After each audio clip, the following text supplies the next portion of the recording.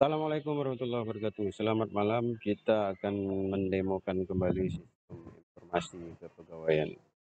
Jadi kemarin kita baru selesai membuat membuat sistem cuti, tugas belajar dan izin belajar.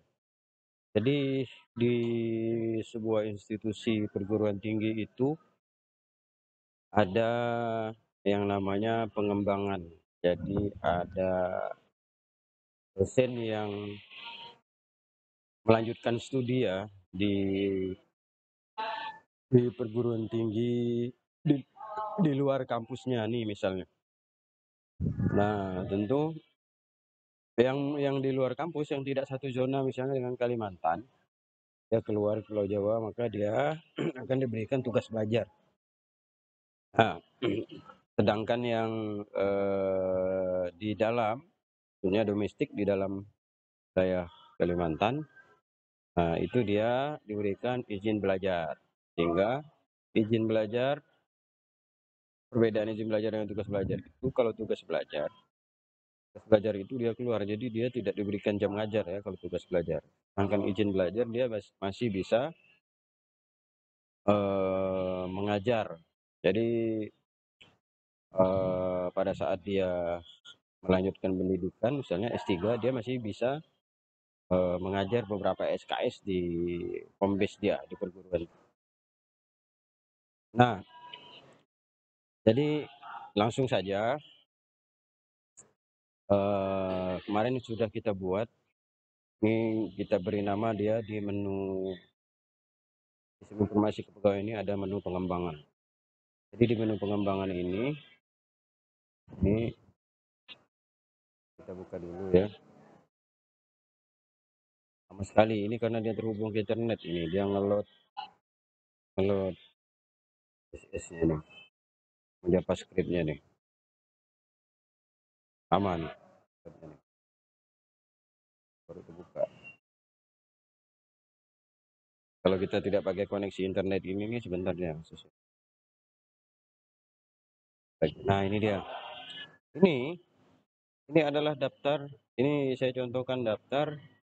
Ini yang izin belajar. Kemudian ini yang tugas belajar. Tugas belajar ini misalnya ini Agus. Dia tugas belajarnya kemana? Ke IPB University misalnya. Dia dapat beasiswa LPDP. Misalnya dari pemerintah. Lalu ada nggak dia dibantu oleh bantuan pendidikan dan pengembangan dari institusi itu ada nih kosong nih. Kalau yang ini ada ini S3. Dari Irawan ini dia S3 Kesehatan Lingkungan di Undip Semarang. Dari PDP diminta. Dia dibantu oleh kampusnya sebesar 150 juta. Dia bukan luar negeri ya, dia domestik. Ini luar negeri, ini Oxford University. Ini contoh data yang izin belajar dan tugas belajar. Nah sekarang kita buat nih salah satunya. Atau ini saja ya kita mulai. Tambah dulu nih, misalnya siapa lagi nih? Misalnya, udah ada nih siapa nih sini nih? Misalnya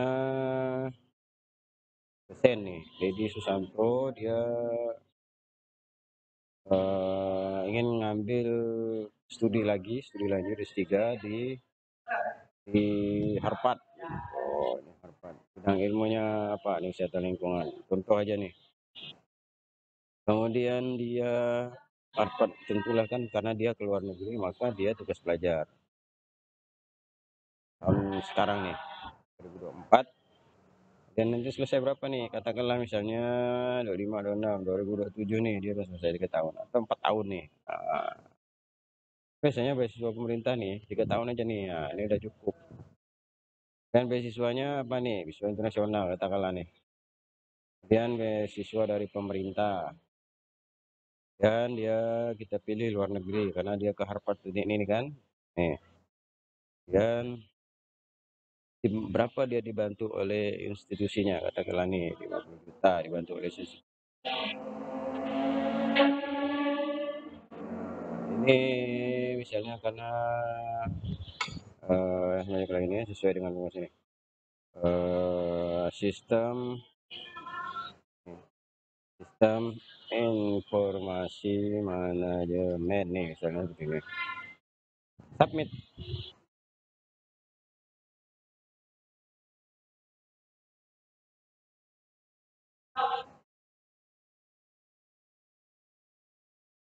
Lama sekali dia ngeload internet ini, aduh ya.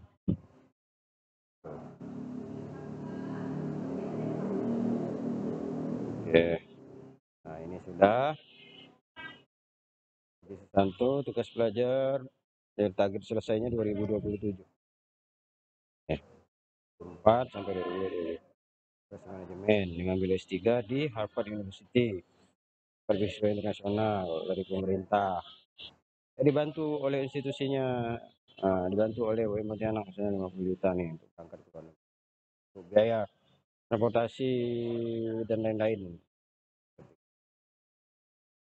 Nah, inilah kira-kira.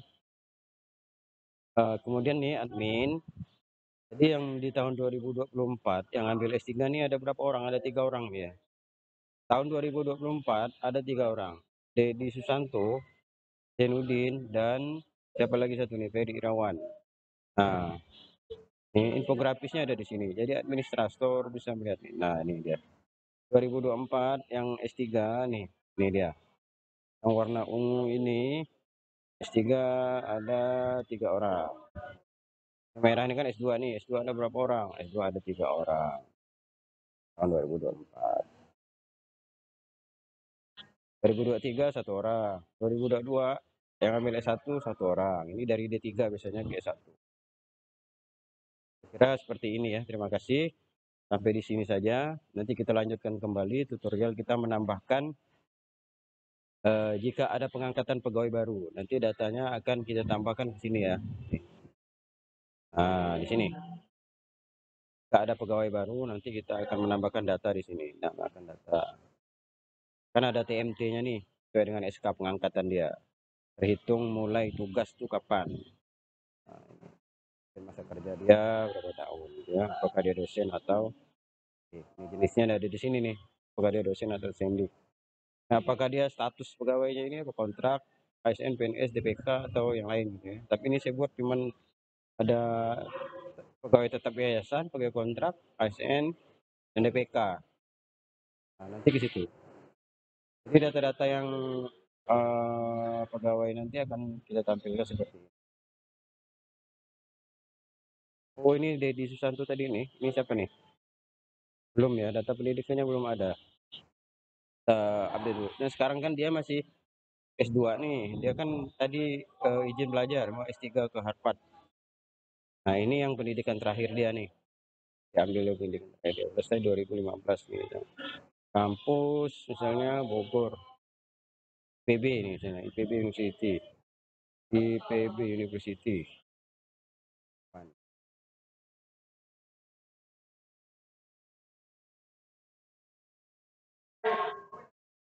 Ini ada blog lama sekali nih. Yang kita PN diaktifkan nih. Ada blog ini di keluar keluar. Dari mob saja ada blog ini dari sini. Nanti kita remove ya. Berat. Tuh, ngeload baru ngeload sekarang ya. Ini kita pindahkan aja nih. Pindahkan ke tempat lain. Sini. Ini udah ada nih ya.